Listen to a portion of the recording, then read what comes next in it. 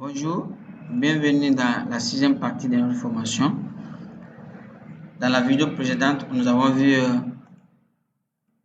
Dans la vidéo précédente, nous avons vu comment nous pouvons tracer une ligne, comment nous pouvons utiliser notre ligne lorsqu'il s'agit d'un point quelconque sur notre zone de travail.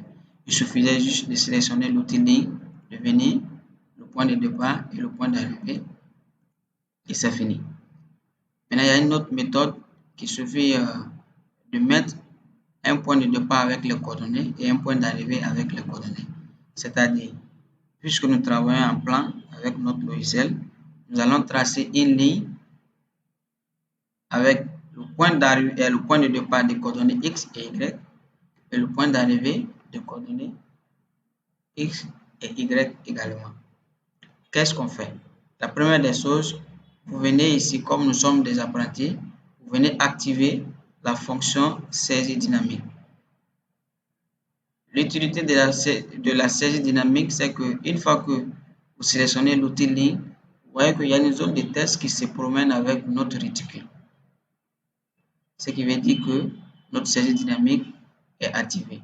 Et avec ça, nous pouvons voir les chiffres que nous sommes en train de mettre. Vous voyez? Mais une fois que nous désactivons notre saisie dynamique ici, tu vois, notre réticule se promène seul. Il n'a plus de frein. Il est là, il se promène seul. Mais comme nous sommes des apprentis, on va l'activer et on va venir mettre une ligne de coordonnées de départ X égale à 1000, Y égale à 1000. Et coordonnées d'arrivée X égale à 2000, Y égale à 2000. Donc je viens. J'envoie mon réticule dans un lieu quelconque. Arrivé là, je tape 1000 d'abord. Parce que je veux un point de départ de coordonnées X et Y. Donc, le premier chiffre que nous allons taper, ça c'est les abscisses. Je tape 1000. Après avoir tapé 1000, ça c'est très important. Ici, cette partie est très importante. Vous devez vraiment prêter attention.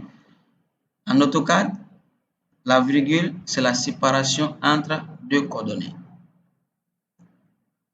Le point, ça c'est la virgule. Donc, ici, notre point de départ, nous avons X et Y.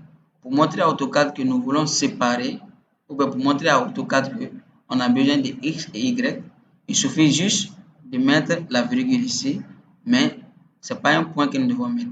On met la virgule pour montrer que 1000 qu'on a mis, ça c'est X. Et le deuxième point qui va arriver, ça sera Y.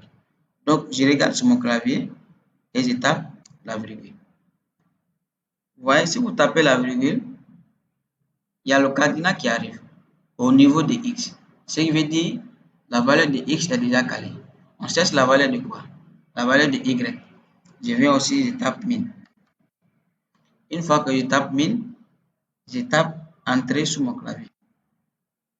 Vous voyez? Quand je tape 1000, je tape Entrée. AutoCAD m'envoie ici. Donc, on a une ligne de départ qui a les coordonnées X égale à 1000 et Y égale à 1000. Nous cherchons maintenant les coordonnées d'arrivée. On a dit que, par exemple, de prendre 2000 comme les coordonnées d'arrivée, X égale à 2000 et Y égale à 2000. Mais c'est très important de savoir que les deux points d'une ligne, c'est-à-dire le point de départ et le point d'arrivée, sont relatifs. C'est-à-dire, une fois que tu as par exemple 1000 de coordonnées de départ et que tu as 2000 de coordonnées d'arrivée, il suffit juste de soustraire le chiffre de départ dans le chiffre d'arrivée. Par exemple, nous on a 2000 comme le chiffre d'arrivée. Donc les 2000, on les soustrait dans les coordonnées de départ qui est égal à 1000. Donc si on soustrait 1000 dans 2000, il va rester 1000.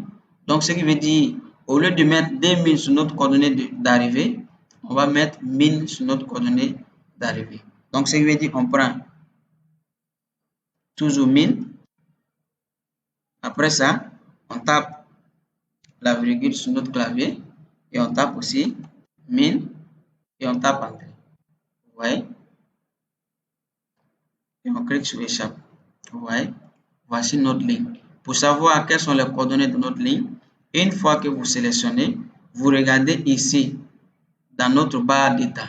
Ici.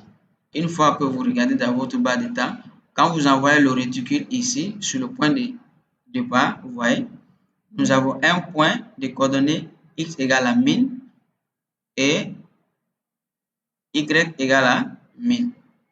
Et quand j'envoie ici également au point d'arrivée, nous avons une ligne de coordonnées du point d'arrivée égale à 2000 et y égale à 2000. Vous voyez, non? Donc, c'était la partie comment tracer une ligne avec les coordonnées x et y. Et comment aussi tracer une ligne tout en connaissant la longueur et en connaissant comment nous pouvons tracer une ligne pour connaître l'angle par rapport à l'horizontale. C'est très simple. On sélectionne toujours la partie ligne. Nous voulons connaître l'angle de la ligne par rapport à l'horizontale. Qu'est-ce qu'on fait? Après avoir sélectionné ligne, on vient dans n'importe quelle zone de travail, dans n'importe quel coin, on clique. Et une fois qu'on clique, on veut montrer à AutoCAD que nous voulons la longueur de cette ligne. On tape d'abord une longueur 1000 par exemple. Après avoir tapé la longueur 1000, vous voyez sur votre clavier, vous sélectionnez le signe inférieur. Je dis bien le signe inférieur sur votre clavier.